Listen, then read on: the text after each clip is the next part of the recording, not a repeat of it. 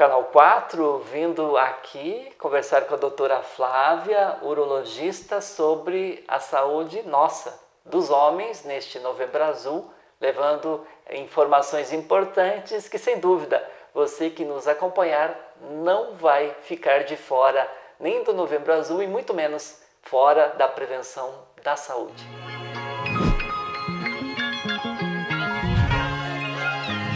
Quando falamos da saúde do homem, obviamente que assim como para as mulheres existe o Outubro Rosa e se pensa bastante no câncer de mama, que é uma das doenças que mais mata para os homens, é o câncer de próstata.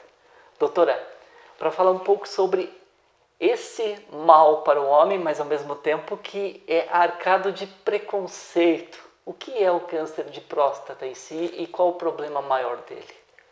O câncer de próstata é o segundo tipo de tumor mais comum no homem, só perde para o câncer de pele e não melanoma.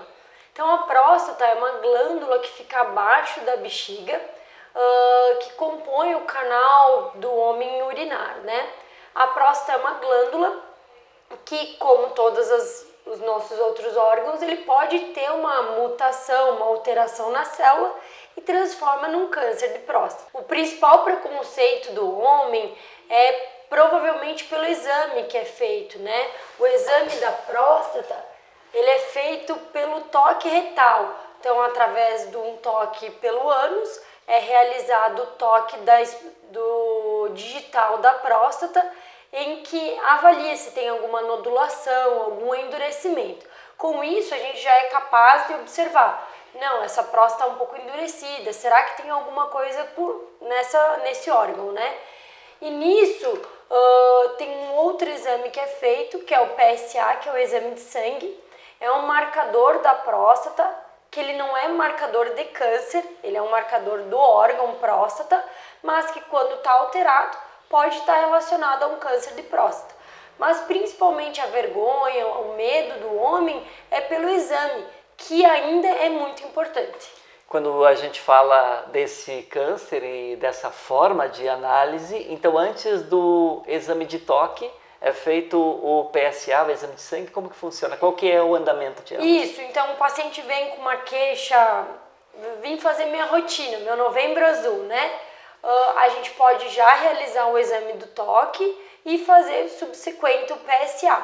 A ordem não altera muito, só que eles são complementares.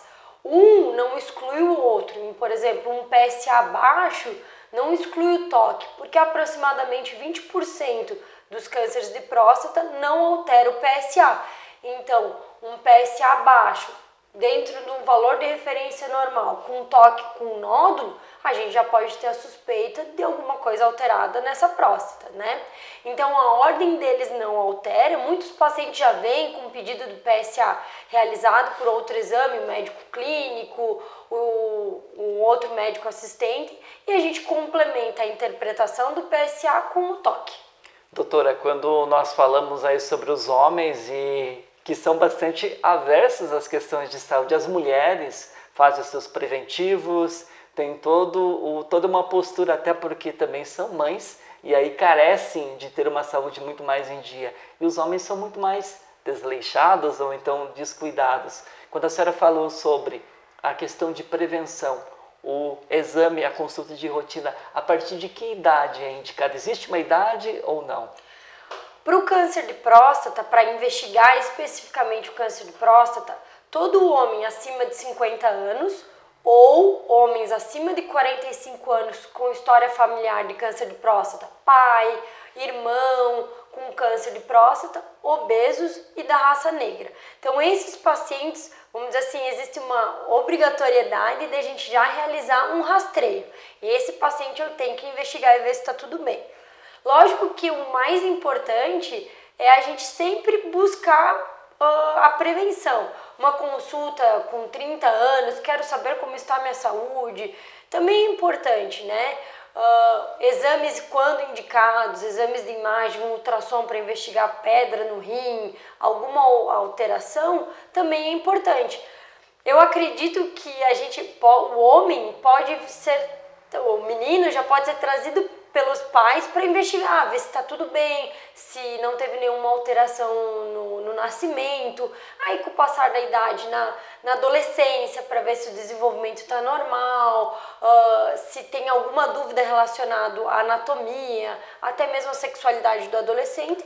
E depois, com o passar da idade, também uma consulta é importante para a gente ver se está tudo bem, né? Então, o rastreio do câncer de próstata tem essa idade específica, mas é importante todo homem investigar uma vez por ano, uma vez, não tem data estabelecida, mas ao menos visitar o médico.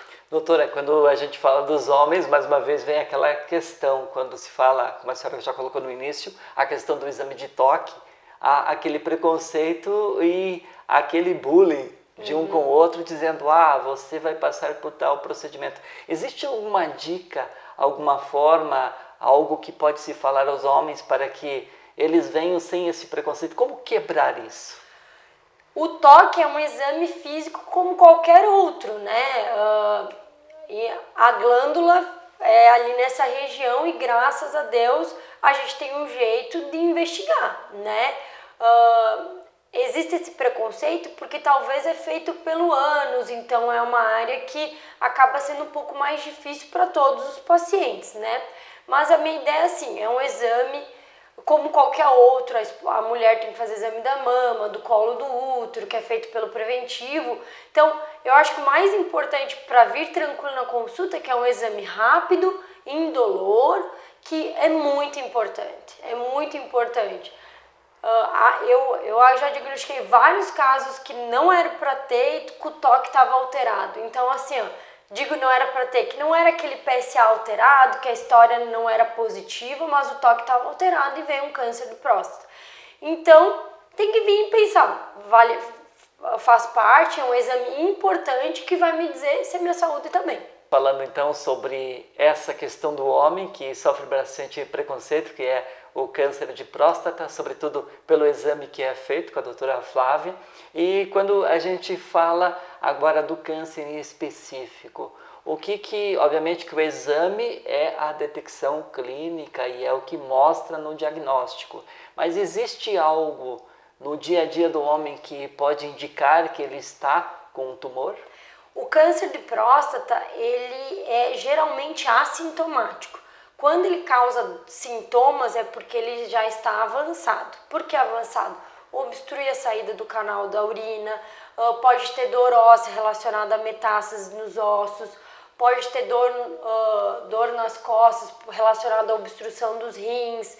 Então, o câncer de próstata em si, em fases iniciais, tende a ser assintomático, porque a região de causa do câncer é mais posterior. Então, para isso desenvolver sintoma, ele tem que estar crescendo muito. O que é importante o paciente ficar bem tranquilo, os homens, que estar com sintomas, dificuldade para fazer xixi, jato mais fino, várias vezes no banheiro, não traduz câncer de próstata. Pode ser um aumento prostático benigno, que é uma doença muito comum nos homens. Então, se o paciente já costuma ter sintomas urinários e tem uma suspeita de um câncer de próstata, o toque alterado, o exame de sangue, o PSA muito alterado, a gente já tem a suspeita que seja uma doença mais avançada. Lógico que os exames vão ser feitos para investigar a real doença atual, né? Então, o câncer de próstata é assintomático e então é importante o paciente pensar que pode ter outras doenças. Aumento benigno da próstata que dá sintomas urinários. Quando a gente fala então dessa questão do sintoma final, da dificuldade de urinar, é o processo final que vem obviamente do filtro do rim, que passa para a bexiga e aí vem para a urina em si. Então, pode ser qualquer outra questão, por isso que o exame é essencial. Isso, então assim, nosso organismo filtra no rim, sai pelos caninhos e a bexiga armazena. E o pênis, a uretra vai eliminar, funciona como um encanamento, né? Então, todo esse trajeto tem que estar livre para o paciente urinar. Se ele tem um aumento da próstata, que é essa glândula aqui embaixo, ele pode ter dificuldade, jato mais fino, vai várias vezes no banheiro à noite. Então, isso não necessariamente é câncer de próstata. pode ser o aumento benigno, né? Então tudo isso tem que ser investigado para ver o que está acontecendo e tratado adequadamente. E quando a gente fala agora, puxando o assunto para a questão do tratamento, então existe medicação e existe a cirurgia. Em que momento que se opta por um ou por outro? O câncer de próstata, então, no toque, o PSA, a gente tem a suspeita clínica. Após a suspeita, a gente pode realizar 2 exames. A ressonância de próstata, que é um exame que me diz a probabilidade de ter uma doença significativa, e a biópsia de próstata. A biópsia é feita mais comumente com ultrassom pelo ânus também, em que se tira pedacinhos da próstata e manda para análise. Esse vai vir o resultado definitivo. Tenho câncer ou não tenho câncer. Nesse resultado já me dá uma ideia da gravidade, do quão as células estão alteradas. Então isso já vai me dizer, é uma doença de baixo risco, risco intermediário ou alto risco. Na dependência dessa graduação, ele vai me orientar se eu preciso fazer outros exames. Uma cintilografia óssea para ver se tem células fora no osso, a própria ressonância se não foi feita anteriormente. Então vai fazer exames para ver o real estadiamento do câncer da próstata. O tratamento é conforme esse estadiamento. Então baixo risco e risco intermediário a gente pode considerar cirurgia. Tem alguns casos mais iniciais que tu pode até indicar vigilância ativa, em que tu só observa o paciente sem nenhum tratamento ativo. Alguns pacientes podem optar por radioterapia isolada, outros pacientes têm indicação de radioterapia e o hormônio que o senhor comentou, e tem os pacientes que têm a doença mais avançada, que já abre o diagnóstico metastático, tu já opta às vezes por um tratamento por remédios, que é um bloqueio hormonal com o objetivo de diminuir o volume da doença. Aí as chances de cura são menores. O objetivo da prevenção do Novembro Azul é a gente pegar os casos iniciais para você tratar adequadamente com cirurgia, radioterapia, para aumentar a chance de cura lá na frente. Doutora Flávia conversando conosco aqui, falando sobre essa questão que mexe muito com o ego, com o machismo, com o ser masculino, que é o exame de toque para a detecção de câncer de próstata. E, obviamente, que toda essa conversa me leva pessoalmente a crer de que para saber e para estar dentro do Novembro Azul, eu preciso buscar um especialista, porque é ele que vai dizer exatamente, primeiro, me examinar, fazer a parte preventiva, e caso necessite, como a senhora disse, são várias possibilidades de tratamento. Então, só um especialista que vai ter esse nuance de como agir em cada caso. Isso. O urologista é o médico responsável para tratar o sistema reprodutor masculino, rim, bexiga também. Então, além do tratamento do câncer de próstata, a parte mais importante que nós urologistas consideramos é a qualidade de vida após o tratamento. A gente quer manter uma vida saudável, uma masculinidade do ponto de vista de uma ereção satisfatória, que é muito importante para os homens, e além disso, para manter sintomas urinários. Então não é apenas tratar o câncer, a gente tem que ter qualidade de vida, manter uma ereção e evitar sintomas urinários relacionados à cirurgia da próstata, ao tratamento optado, né? Então, o importante é manter esse paciente como começou. Se eu puder tratar ele, manter uma ereção e sem algum problema urinário, ele vai ter uma vida longa e com uma boa qualidade de vida.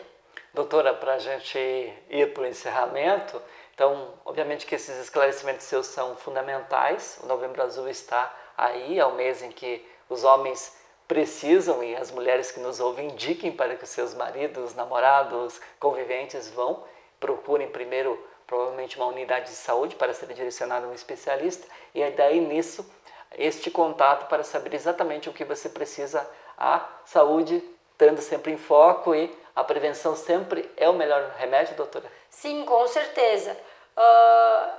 Saúde é importante, tu tem que considerar um bom hábito de vida, atividade física, controle do peso, e a prevenção é o melhor caminho, né? Tu investigar em casos iniciais para tratar quando possível, com chances maiores de cura. Então, o mais vale uma consulta dizendo que está tudo bem, o ano que vem você volta, do que deixar sempre para o próximo ano, porque o próximo ano pode vir algo um pouco pior e com uma chance menor de tratamento.